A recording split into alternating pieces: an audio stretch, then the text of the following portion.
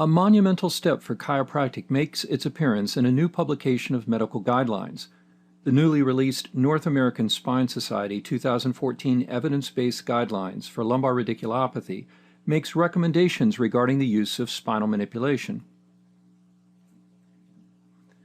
The title of the publication is An Evidence-Based Guideline for the Diagnosis and Treatment of Lumbar Disc Herniation with Radiculopathy, published in the Spine Journal in January 2014. For those of you unfamiliar with the North American Spine Society, this group has historically been a very collaborative group of physicians, surgeons, chiropractors, and physical therapists. It has included individuals such as Robin McKenzie, Scott Haldeman, and more recently, Anthony Lisi. In fact, Dr. Lisi is the only DC on the Guideline Work Group panel. The remaining 23 are all MDs. If you're unfamiliar with Dr. Lisi, he directs the chiropractic program for the Veterans Administration. There was an 11-step process to produce these guidelines, with the last step to review them and update them every 3 years.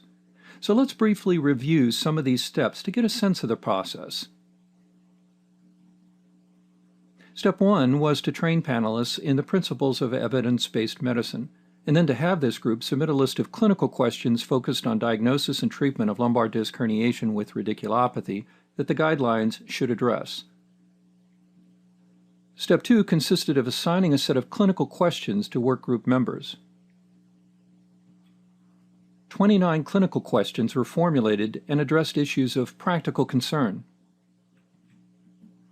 The categories of questions included: what constitutes a diagnosis of lumbar radiculopathy? What is the natural history? What's the evidence for a multitude of commonly used approaches, including manipulation, surgery, medication, exercise, etc.? There were also some comparison questions regarding the best approach for pain versus function, and some analysis of cost-effectiveness of medical procedures. Step 3 consisted of each group identifying appropriate search terms and parameters to direct the literature search according to the NASS Literature Search Protocol. Of course, all members participated in a variety of consensus approaches through a very extended process, including webinars and Delphi processes.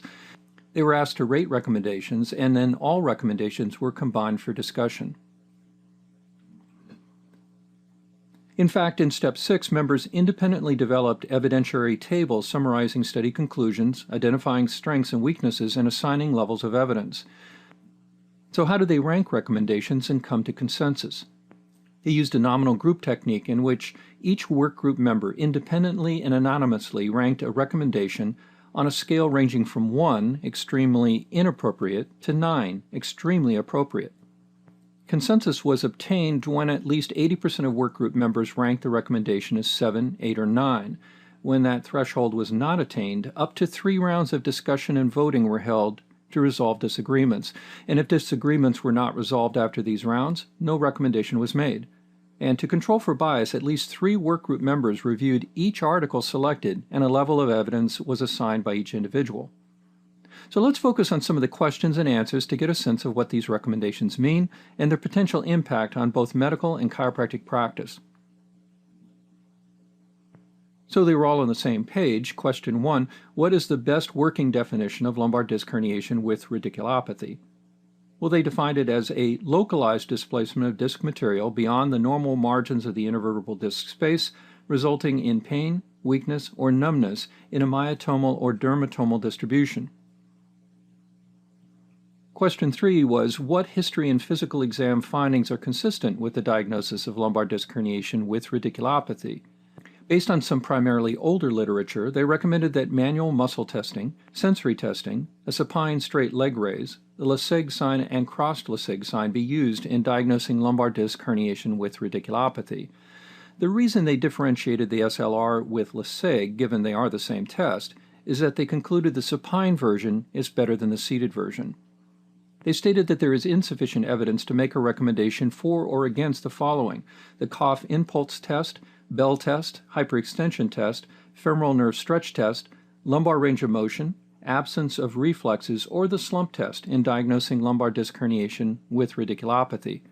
Yet interestingly, the reference upon which these recommendations for the slump test were based stated the following: The slump test was found to be more sensitive than the SLR in patients with lumbar disc herniations. However, the SLR was found to be a slightly more specific test than the slump test. The researchers' conclusion was that the slump test might be used more frequently as a sensitive physical exam tool for patients with symptoms of lumbar disc herniation. Now, this was a relatively small study, which is why they felt there was insufficient evidence. Now to question 6, what is the role of pharmacological treatment in the management of lumbar disc herniation with radiculopathy? Some of the medication classifications reviewed may be unfamiliar to you. Well, the reason is that many of them are being used off-label, given some were primarily antidepressants, anti-diabetic, or anti-rheumatic medications.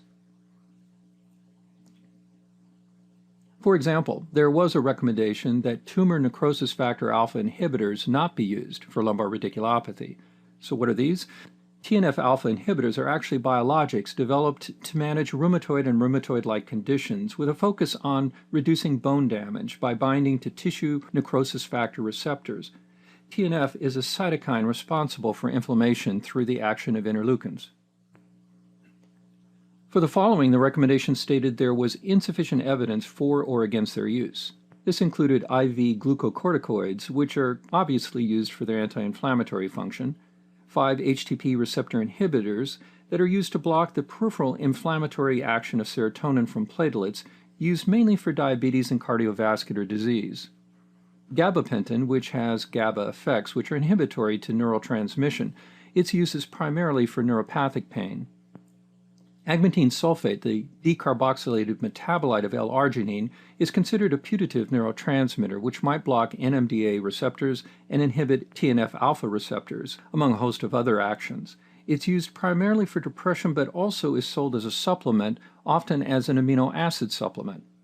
Amitriptyline is a tricyclic antidepressant sometimes used for spinal pain or headaches, given at lower doses than for depression. Now let's group together related questions. First, question 7. What is the role of physical therapy and exercise in the treatment of lumbar disc herniation with radiculopathy? Question 9. What is the role of traction? And question 15. What is the role of ancillary treatments such as bracing, electrical stimulation, acupuncture, and TENS? Although there was no recommendation on several of these approaches, such as bracing and acupuncture, they did state that there is insufficient evidence to make a recommendation for or against the use of physical therapy or specific exercise, traction, ultrasound, or low-power laser in the treatment of lumbar disc herniation with radiculopathy. Now to us. Question 8. What is the role of spinal manipulation in the treatment of lumbar disc herniation with radiculopathy? They state that spinal manipulation is an option for symptomatic relief in patients with lumbar disc herniation with radiculopathy. However, they go on to say there is insufficient evidence to make a recommendation for or against the following: the use of spinal manipulation compared with chemonucleolysis, the use of spinal manipulation to improve function outcomes, and finally the use of spinal manipulation as an alternative to discectomy. Let's move on to medical interventions. Question 11. What is the role of epidural spinal injections for the treatment of lumbar disc herniation with radiculopathy? Well, transforaminal ESI is recommended to provide short-term pain relief in a proportion of patients with lumbar disc herniation with radiculopathy. They state there is insufficient evidence for or against the use of percutaneous disc decompression, or PDD. PDD compared with transforaminal ESIs, intradiscal high-pressure saline injection, or percutaneous electrical disc decompression. So what is plasma disc decompression? PDD literally means partial removal of the nucleus using coblation technology. Coblation is short for controlled ablation. This is tissue ablation, meaning tissue removal via plasma molecular dissociation using a voltage-mediated process incorporating high temperatures between 40 to 70 degrees Celsius. The analogy used is in a canning process where after heating up jars, when the jars cool, a pressure seal is formed and the lids become sucked in. For the disc, tissue is broken down into elementary molecules and low molecular weight gases such as oxygen, nitrogen, hydrogen, and carbon dioxide, and the gases are naturally removed. So who would qualify for this procedure? Those with radicular pain matching imaging findings on MRI or CT, if their disc herniation was no greater than 1/3 the sagittal diameter of the spinal canal, and failure of conservative management. Question 17. What are prognostic factors predictive of success? Well, basically two things: being younger than 40 years of age and symptoms for less than 3 months. These were prognostic for success for patients undergoing percutaneous endoscopic lumbar discectomy. Under cost effectiveness, question 18. What is the cost effectiveness of medical interventional treatment options in the management of lumbar disc herniation with radiculopathy? The authors concluded that transforaminal ESI is cost effective for contained herniations, but for extrusions, the treatment seems to be counter-effective because there was an increase in surgery for this patient group. The committee felt that there was strong and consistent evidence supporting the cost-effectiveness of microdiscectomy for patients with symptomatic lumbar disc herniation who desired surgical treatment. Some predictors of success with surgery were that patients have worse outcomes when they have evidence of psychological distress compared to patients without these signs, and that a positive straight leg raise test correlates with better outcomes from surgery for lumbar disc herniation with radiculopathy. Question 21. When is the optimal timing for surgical intervention? The group's recommendation was that surgical intervention within 6 months to 1 year is associated with faster recovery and improved long-term outcomes. Regarding the type of surgery, in a selected group of patients, automated percutaneous lumbar discectomy may achieve equivalent results to open discectomy. So, although these recommendations can be interpreted as rigid facts, they are, as always, interpretations based on the work of a group of select individuals. There's no ruling here. In fact, as always, the jury is out, and for all intents and purposes, as the literature evidence grows, the jury will always be out. It is monumental, though, that for the first time in a major medical guideline, in a major medical publication, manipulation is recommended as a possible choice for patients with lumbar radiculopathy. In the past, we would be considered potentially dangerous and off-limits when patients had radicular complaints. Quite a step for our profession.